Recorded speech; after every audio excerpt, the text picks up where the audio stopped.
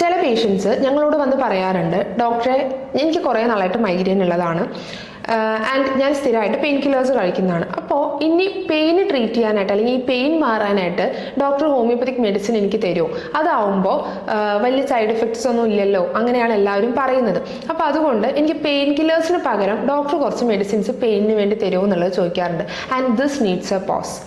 അതായത് മൈഗ്രെയിൻ എന്ന് പറയുന്ന ഒരു കണ്ടീഷൻ ഒരു സിമ്പിളായിട്ടൊരു പെയിൻ മാനേജ് ചെയ്യൽ മാത്രമല്ല എന്നുള്ളതാണ് ആദ്യം മനസ്സിലാക്കേണ്ടത്. കുറച്ചും കൂടെ കൺസിഡർ ചെയ്തിട്ട് അതിൻ്റെ സിംറ്റംസ് കുറച്ചും കൂടെ ഡീപ്പായി പോയി അതൊരു ഹോളിസ്റ്റിക് ആയിട്ട് ട്രീറ്റ് ചെയ്യുമ്പോൾ മാത്രമാണ് മൈഗ്രെയിന് വേണ്ടത്ര റിസൾട്ട് കിട്ടുക. അല്ലാതെ ജസ്റ്റ് ഒരു ഈ പെയിനെ നമ്മളൊന്ന് കൺട്രോൾ ചെയ്താൽ അത് വീണ്ടും കുറച്ച് ദിവസം കഴിയുമ്പോൾ വരും.